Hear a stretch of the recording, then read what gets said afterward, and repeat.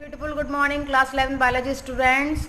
So here we go to the next topic of chapter 3rd, that is kingdom plantae.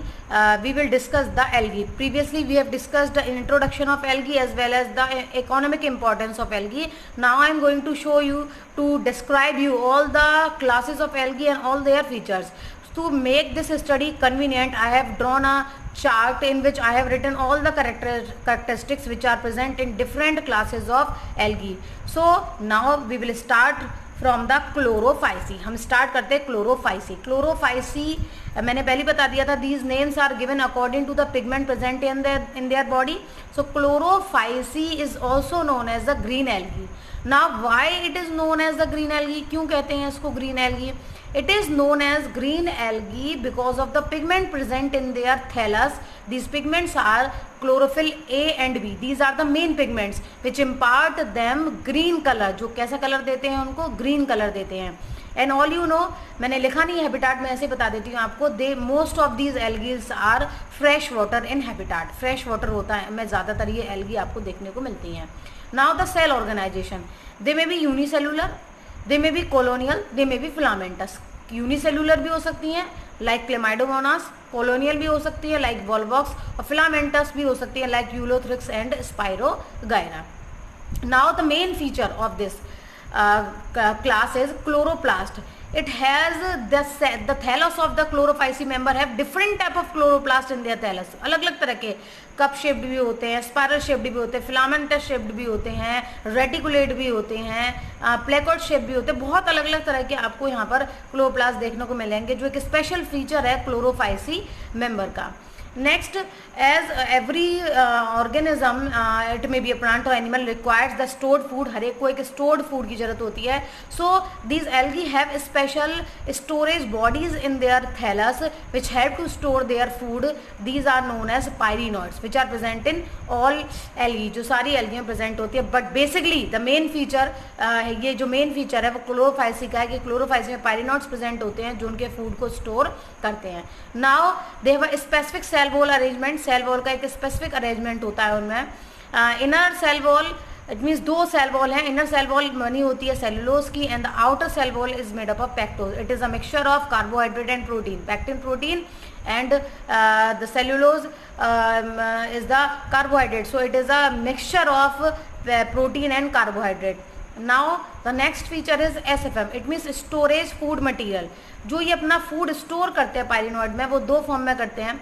Normally आपने सुना होगा कि plant store their food in the form of starch, but in Chlorophyceae they store their food basically in the form of protein, और some of the members of Chlorophyceae store their food in the form of oil drops. Now what type of reproduction is present, किस तरह का reproduction इनमें present होता है? तीनों तरह के रिप्रोडक्शन आपको देखने को मिलेंगे. वेजिटेटिव भी मिलेगा, vegetative reproduction, and basically vegetative reproduction occurs by the fragmentation. Just body divided into fragments and every fragment develop into a new organism. Now the next is asexual reproduction. In asexual reproduction, special type of spores, motile spores are formed which are known as zoospores, which are formed inside the sporangia which is known as zoosporangia. When this zoosporangia or these spores get the favorable condition, the sporangia burst, zoospores spread, and wherever they get the favorable condition, it start to germinate and develop a new thallus. And the last one is the sexual reproduction. Sexual reproduction can occur by all the three types. It may be isogamous, it may be anisogamous, और it may be oogamous. तीनों तरह का reproduction अलग अलग members में आपको देखने को मिल जाएगा. So it is the simplest class, सबसे सिंपल क्लास है एल्गी की. Now the next is the Phaeophyceae which are also known as brown algae, जिनको हम क्या बोलते हैं? Brown algae. Why they are called the brown algae? They have the pigment chlorophyll A, C, carotenoids, xanthophyll, especially fucoxanthin which impart them greenish to brown colour, और basically these are brown in. अगर हम इनका cellular organisation देखें तो कुछ simply branched thallus होता है, कुछ का प्रोफ्यूजली ब्रांच थैलस होता है, जबकि कुछ फिलामेंटस भी होते हैं. इनकी एक खास बात होती है, जब ये पूरी सरफेस पर फैल जाते हैं, स्पेशली ये क्योंकि ज़्यादातर मेंबर मेराइन है, then they make a massive structure which is known as kelp, जिसको हम कहते हैं कैल्प. क्लोरोप्लास्ट में वही प्रेजेंट होता है, लेकिन क्लोरोप्लास्ट के साथ साथ they also have the vacuoles and nucleus. इनमें प्रोमिनेंट वैक्यूल और न्यूक्लियस भी प्रेजेंट होती है. The cell wall is made up of cellulose, but in some members there is a outer covering of a special chemical that is known as algin. This is a special chemical which has the property of water holding capacity, which helped to do the transshipment of material, जो material के transshipment में help करती है. If we talk about the reserve food material, अगर हम storage food material, इसको आप एक और नाम से जान सकते हो, reserve food material, storage food material. अगर हम इसका reserve food material देखें, that is stored in the form of laminaron and mannitol. Now special thing, अगर हम इसके रिप्रोडक्शन की बात करें तो वेजिटेटिव सेम है, फ्रेगमेंटेशन ही होने वाला है.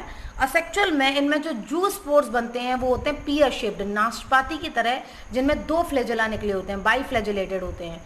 सेक्चुअल रिप्रोडक्शन में जो गैमीट्स बनते हैं वो भी पियर शेप्ड होते हैं, उनमें भी 2 फ्लैजेला होते हैं ट्रांसवर्सली. ट्रांसवर्सली मतलब साइड्स में 2 फ्लैजेला इस तरीके से निकले होते हैं, ठीक है.